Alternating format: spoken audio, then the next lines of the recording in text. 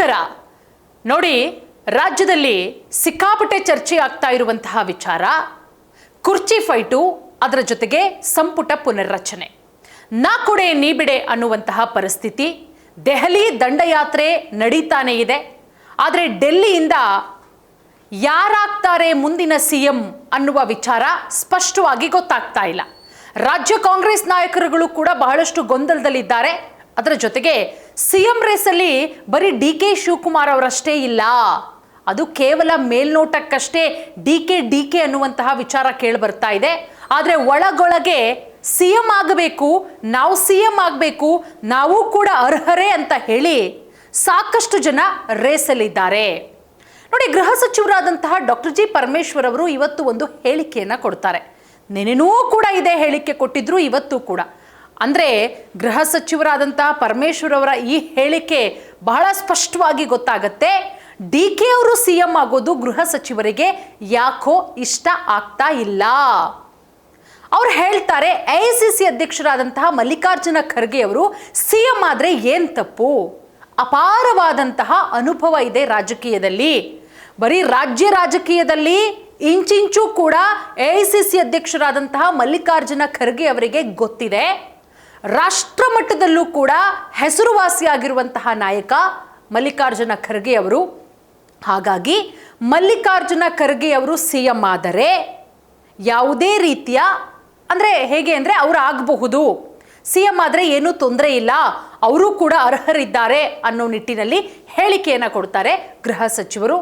ಅದರ ಜೊತೆಗೆ ನಮ್ಮ ಆಹಾರ ಸಚಿವರಾದಂಥ ಕೆ.ಎಚ್. ಮುನಿಯಪ್ಪನವರು ಕೂಡ ಇದೇ ರೀತಿಯ ಹೇಳಿಕೆಯನ್ನು ಕೊಡ್ತಾರೆ. ನೋಡಿ, ಡಿ.ಕೆ. ಶಿವಕುಮಾರ್ ಅವರು ಶತಾಯಗತಾಯ ಪ್ರಯತ್ನ ಮಾಡ್ತಾ ಇದ್ದಾರೆ, ನಾನು ಸಿಎಂ ಆಗಲೇಬೇಕು ಅಂತ ಹೇಳಿ. ಆದರೆ ಆ ಪ್ರಯತ್ನಗಳು ಫಲ ಕೊಡುತ್ತಾ? ಯಾವ ರೀತಿ ಡಿ.ಕೆ. ಶಿವಕುಮಾರ್ ಅವರು ಶತಾಯಗತಾಯ ಪ್ರಯತ್ನ ಮಾಡ್ತಾ ಇದ್ದಾರೋ, ಸಿಎಂ ಸಿದ್ದರಾಮಯ್ಯ ಅವರು ಕೂಡ ಅಷ್ಟೇನೆ. ಇಲ್ಲ, ಇನ್ನು 2 ವರ್ಷ, 20ನೇ ತಾರೀಕು ಆದಮೇಲೆ ಇನ್ನು 2 ವರ್ಷ, ಈ 2 ವರ್ಷವನ್ನೂ ಕೂಡ ನಾನೇ ಕಂಪ್ಲೀಟ್ ಮಾಡಬೇಕು, ಅಲ್ಲಿಗೆ ಗಿನ್ನಿಸ್ ರೆಕಾರ್ಡ್ ಬುಕ್ ಬ್ರೇಕ್ ಮಾಡಿಬಿಡ್ತೀನಿ ಅನ್ನೋ ನಿಟ್ಟಿನಲ್ಲಿ ಯೋಚನೆ ಮಾಡ್ದಂಗೆ ಅನ್ನಿಸ್ತಾ ಇದೆ. ಡಿ.ಕೆ. ಶಿವಕುಮಾರ್ ಅವರು ಒಂದು ಲೆಕ್ಕಾಚಾರವನ್ನು ಹಾಕೊಂಡ್ರೆ, ಸಿದ್ದರಾಮಯ್ಯ ಬಣದ ನಾಯಕರು ಇನ್ನೂ ಸಾಕಷ್ಟು ಲೆಕ್ಕಾಚಾರಗಳನ್ನು ಹಾಕದಂಗೆ ಕಾಣಿಸ್ತಾ ಇದೆ. ಈಗ ಆಗ್ತಾ ಇರುವಂತಹ ಬೆಳವಣಿಗೆಯನ್ನು ಗಮನಿಸಿದ್ರೆ, ಮಳೆಯಿಂದ ಎಷ್ಟೊಂದು ಹಾನಿಯಾಗಿದೆ. ಬೆಂಗಳೂರಲ್ಲಿ 7 ಜನ ಸತ್ತೋಗಿದ್ದಾರೆ, ಸಾಕಷ್ಟು ಜನ ಹಾಸ್ಪಿಟಲಲ್ಲಿ ಟ್ರೀಟ್ಮೆಂಟ್ ಪಡ್ಕೊಳ್ತಾ ಇದ್ದಾರೆ. ಜನ ಸರ್ಕಾರಕ್ಕೆ ಚೀತು ಅಂತ ಉಗಿತಾ ಇದ್ದಾರೆ. ಒಂದು ಬಂದಂತಹ ಮಳೆಗೆ ಇವರು ರಕ್ಷಣೆ ಮಾಡೋದಕ್ಕಾಗಲಿಲ್ಲ ರಾಜ್ಯದ ಜನನ, ಬೆಂಗಳೂರು ಜನನ. ಇನ್ನು ಯಾವ ಸೀಮೆ ಆಡಳಿತ ಮಾಡ್ತಾರ್ರಿ ಅಂತ ಹೇಳಿ ಜನ ಚೀತು ಅಂತ ಉಗಿತಾ ಇದ್ದಾರೆ. ಮುಂಜಾಗ್ರತಾ ಕ್ರಮ ತೆಗೆದುಕೊಳ್ಳಕ್ಕಾಗಲಿಲ್ಲ, ಇವ್ರು ಇನ್ಯಾವ ಸೀಮೆ ಆಡಳಿತ ಮಾಡ್ತಾರೆ ಅಂತ ಹೇಳಿ. ಬಟ್ ಇವರು ಏನು ಆಡಳಿತ ಮಾಡ್ತಾ ಇದ್ದಾರೆ ಅನ್ನೋದು ಬಹಳ ಸ್ಪಷ್ಟವಾಗಿ ಗೊತ್ತಾಗುತ್ತೆ. ಬರೀ ಕುರ್ಚಿ ಕಿತ್ತಾಟ. ಅದಾದಮೇಲೆ ಸಂಪುಟ ಪುನರ್ರಚನೆ ಮಾಡಬೇಕು.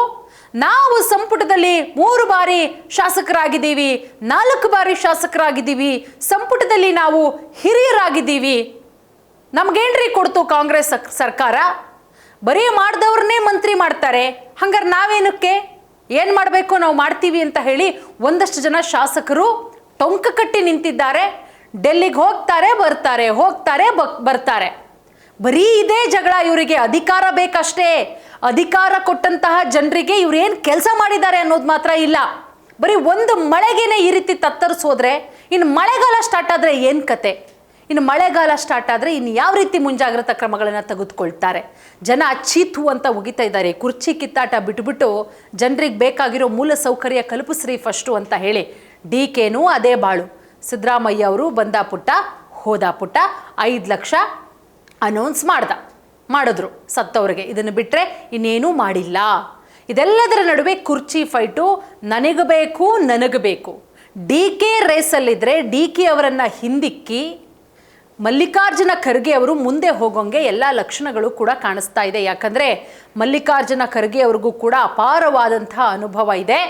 ಅವರ ಜೊತೆಗೆ ರಾಜಕೀಯಕ್ಕೆ ಎಂಟ್ರಿ ಕೊಟ್ಟವರೆಲ್ಲ ಮುಖ್ಯಮಂತ್ರಿಗಳಾಗಿದ್ದಾರೆ. ಗುಂಡೂರಾವ್ ಇರಬಹುದು, ಇನ್ನೂ ಸಾಕಷ್ಟು ಜನ ಅಂತ ಹೇಳಿ ಸ್ವತಃ ಗೃಹ ಸಚಿವರಾದಂತಹ ಪರಮೇಶ್ವರ್ ಅವರೇನೆ ಉದಾಹರಣೆ ಸಹಿತ ಹೇಳ್ತಾರೆ ಅಂತ ಹೇಳಿದ್ರೆ, ಡಿ.ಕೆ. ಅವರು ಸಿಎಂ ಆಗೋದು ಇಷ್ಟ ಇಲ್ಲ ಸಿದ್ದರಾಮಯ್ಯ ಬಣದ ನಾಯಕರುಗಳಿಗೆ ಅನ್ನೋದು ಬಹಳ ಸ್ಪಷ್ಟವಾಗಿ ಗೊತ್ತಾಗುತ್ತೆ. ಮತ್ತೊಂದು ಕಡೆ ಇಬ್ಬರ ಜಗಳ ಮೂರನೆಯವರಿಗೆ ಲಾಭ ಆಗೋದ್ರಲ್ಲಿ ಯಾವುದೇ ರೀತಿಯ ಡೌಟ್ ಇಲ್ಲ.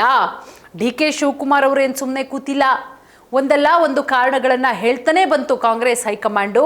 ಇನ್ನು ಎಷ್ಟು ದಿನ ಕಾಯೋದು, ಇನ್ನು ಎಷ್ಟು ವರ್ಷ ಕಾಯೋದು, ಆದರೆ ನಾನು ಇದೇ ಟರ್ಮಲ್ಲಿ ಆಗಬೇಕು ಅಂತ ಹೇಳಿ ಪಟ್ಟು ಹಿಡಿದು ಕುಳಿತುಕೊಂಡಿದ್ದಾರೆ ಡಿ ಕೆ ಶಿವಕುಮಾರ್ ಅವರು ಕೂಡ.